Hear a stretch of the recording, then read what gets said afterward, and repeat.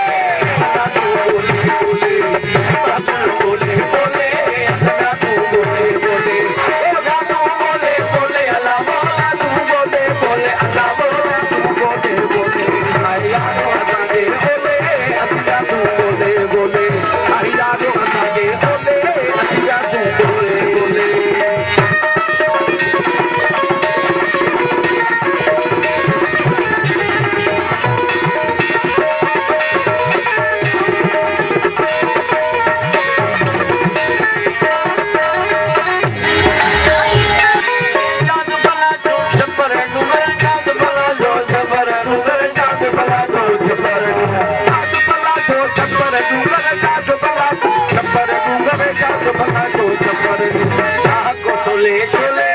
सदा छोले छोले मोटा छोले छोले मोटा छोले छोले या तू बोले बोले लावो का तू बोले बोले लावो का तू बोले बोले यारो बोले सदा छोले बोले